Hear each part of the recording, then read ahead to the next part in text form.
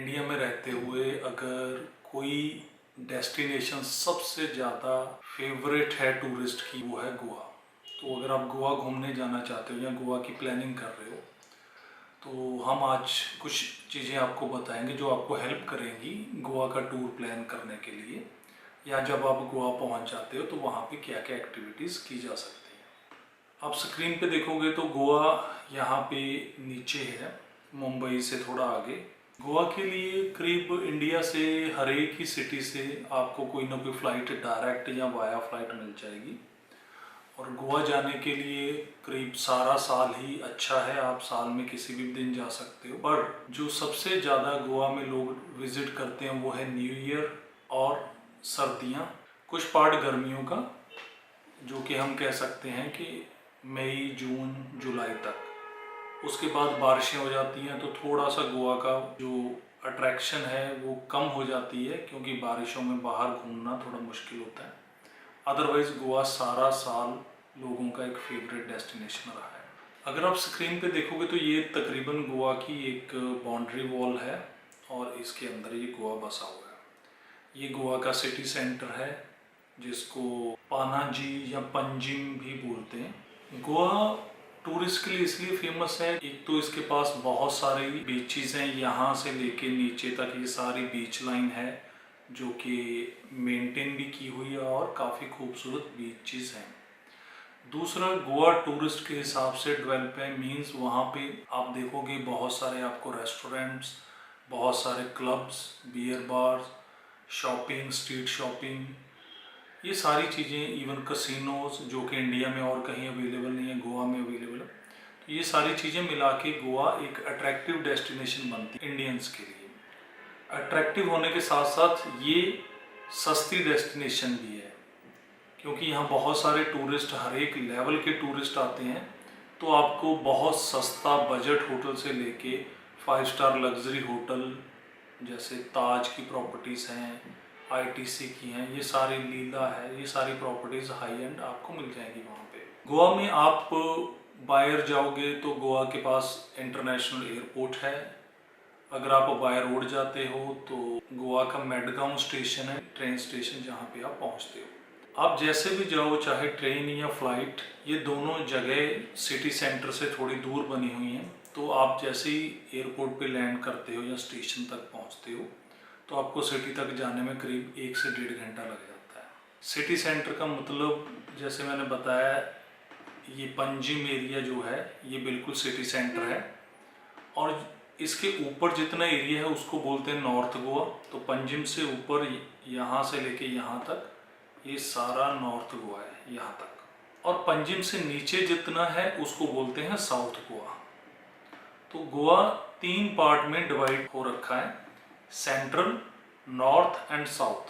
Central Goa में ज़्यादातर offices, shopping, बड़े मॉल, ये सारे सेंट्रल में हैं। नॉर्थ गोवा में ये पुराना एरिया डेवलप हुआ था टूरिस्ट के लिए, तो नॉर्थ गोवा में बहुत सारे होटल, छोटे से लेके बड़े होटल, और काफ़ी अच्छे बीचेस यहाँ पे हैं। बट काफ़ी ज़्यादा क्राउड है, क्योंकि पुराना एरिया तो बहुत रश रहता है यहाँ पे।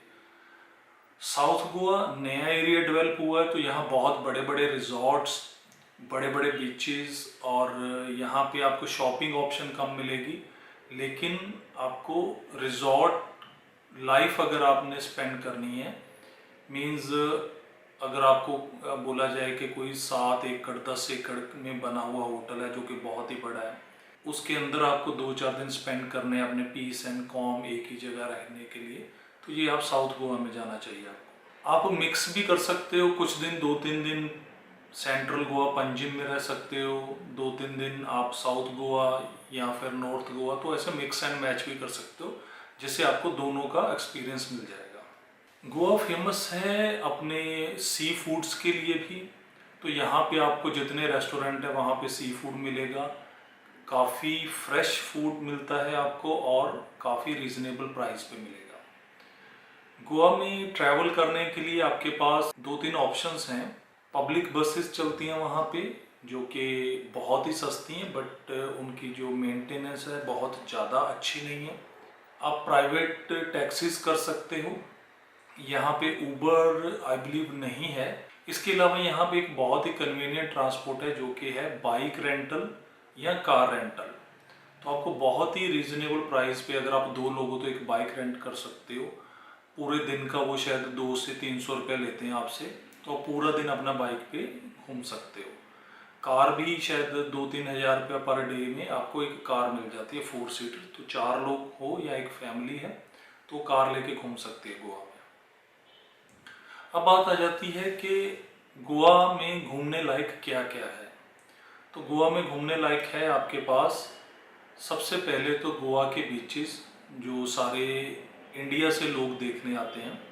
तो आप एक पूरा दिन गोवा बीच पे स्पेंड कर सकते हो। समंदर के किनारे पे कुछ वाटर स्पोर्ट यूज़ कर सकते हो, कुछ खाना पीना खा सकते हो ऑन द बीच। बहुत सारे रेस्टोरेंट्स हैं। आप लॉन्ग बीच है उस पर अपना थोड़ा टाइम चल के स्पेंड कर सकते हो। तो ये करीब 4 से 6 घंटे एक दिन आप बीच पे ज़रूर स्पेंड करो, अच्छा लगेगा। कोशिश करो अगर आप सनसेट के टाइम पे जाओ तो ज़्यादा अच्छा लगता है। दूसरा पॉइंट आ जाता है गोवा के हिस्टोरिकल प्लेसेस घूमने का। तो गोवा के हिस्टोरिकल प्लेसेस में एक है वहाँ पे अगोड़ा फोर्ट, जो कि पुराना किला था जो नॉर्थ गोवा के पास बना हुआ है। वो फोर्ट देखने के लिए लोग जाते हैं। जब गोवा पे पुर्तगीज़ रूल करते थे उस टाइम का बना हुआ है, शायद उससे पहले का। फिर यहाँ पे एक चर्च है बहुत फेमस, वो चर्च विजिट करने जा सकते हो। काफ़ी पुराना चर्च है बट स्टिल लोग उसको विजिट करने जाते हैं। देन आप पंजिम के अंदर स्पीड बोट राइड ले सकते हो। तो ये भी एक अट्रैक्शन है, जो कि स्पीड बोट राइड भी आपको 2-3 घंटे चाहिए। और जो फोर्ट है या चर्च है इसके लिए भी 4-5 घंटे चाहिए आपको घूमने के लिए। तो एक पूरा दिन आपका fort, church and speed boat इसमें निकल जाएगा। और क्या चीज़ें देखने के लिए गोवा में इसके अलावा कुछ ज़्यादा अट्रैक्शन नहीं है जो हम कहें कि आप पूरा दिन स्पेंड कर सकते हो। लेकिन फिर भी गोवा में जैसे आपके पास से शाम का टाइम है तो आप कसिनो जा सकते हो। कसिनो एक्चुअली 24 घंटे ओपन होते हैं, बट आप शाम को 4-5 बजे 6 बजे जाओ, कसिनो के अंदर ही डिनर हो सकता है और कसिनो में आप अपना थोड़ा टाइम स्पेंड करके वापस आ सकते हो। बाकी गोवा में लोग जाते हैं रिलैक्स करने के लिए, पीस ऑफ माइंड के लिए और नाइट लाइफ एंजॉय करने के लिए। नाइट लाइफ से मेरा मतलब है क्लबिंग। तो यहाँ पे बहुत सारे क्लब्स हैं, लोग वहाँ पे जाते हैं। देन जैसे मैंने पहले बताया गोवा में शॉपिंग की भी एक अच्छी ऑप्शन है। तो आप गोवा से शॉपिंग के लिए भी एक दिन स्पेंड कर सकते हो या आधा दिन स्पेंड कर सकते हो।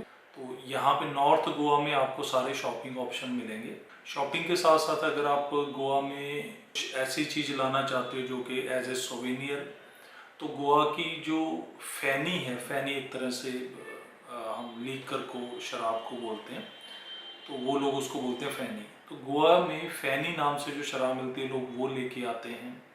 गोवा में काजू, कैश्यू नट जिसको बोलते हैं, वो बहुत फेमस है, बड़े रीजनेबल प्राइस पे मिलते हैं, आप वो लेके आ सकते हो। अगर आप गोवा में किसी फेस्टिवल टाइम पे जाओगे तो आप फेस्टिवल में पार्टिसिपेट कर सकते हो। जैसे हर साल गोवा में गोवा कार्निवल लगता है, या फिर क्रिसमस के टाइम पे बहुत सजावट होती है, न्यू ईयर पे बहुत सजावट होती है। इस टाइम पे जाते तो आपको ज़्यादा बढ़िया एक्सपीरियंस मिलेगा। बट ध्यान रखिएगा कि इन टाइम पे गोवा में जो प्राइस होता है वो डबल से भी ज़्यादा हो चुका होता है। तो अगर आप न्यू ईयर पे जा रहे हो तो कई बार आपको डबल ट्रिपल प्राइस देना पड़ता है। फ़्लाइट भी महंगी हो जाती है, होटल भी महंगे हो जाते हैं। तो अगर आपको कार्निवल या न्यू ईयर स्पेंड करना है गोवा में, तो मैं एडवाइस करूंगा कि आप कम से कम 4 महीने 5 महीने पहले उसको बुक करवा लो, तभी आपको रीजनेबल प्राइस मिलेगी। आपके पास थोड़ा और टाइम है तो गोवा में एक वाटरफॉल है जिसका नाम है दूध सागर वाटरफॉल, तो वो भी आप देखने जा सकते हो। जनरली यही सारी चीज़ें हैं गोवा के बारे में। लेकिन फिर भी आपको एक चीज़ मैं बताना चाहूँगा, अगर आप स्क्रीन पे देखोगे तो ये मुंबई है और यहाँ पे गोवा है। आप लोग गोवा से फ्री होके मुंबई जा सकते हो या पहले मुंबई करके गोवा आ सकते हो। ये जो आपस में बाय एयर डिस्टेंस है सिर्फ 30 से 40 मिनट की फ़्लाइट है और अगर आप इसको और एक्सटेंड करना चाहते हो तो मुंबई से गोवा के लिए एक ट्रेन चलती है जो कि कौन कौन ट्रैक पे आती है। बाय ट्रेन करीब ये 10-11 घंटे की ट्रेन है और मुंबई टू गोवा क्रूज भी चलता है जो ओवरनाइट क्रूज है। तो आप ये दोनों डेस्टिनेशन इकट्ठे भी कर सकते हो। इससे बेनिफिट क्या है कि अगर सपोज आप नॉर्थ इंडिया से गए हो तो ये साउथ इंडिया में है तो आपको 2 डेस्टिनेशन इकट्ठे कवर किए जा सकते हैं। तो ये सारी चीज़ें हैं गोवा के बारे में जो शायद आपको हेल्प करेंगी। अगर इसके अलावा भी आपको कुछ जानना समझना है या आपकी कोई क्वेरी है तो आप हमें कमेंट करें, हम आपको ज़रूर उसकी इन्फॉर्मेशन देंगे। Thank you so much.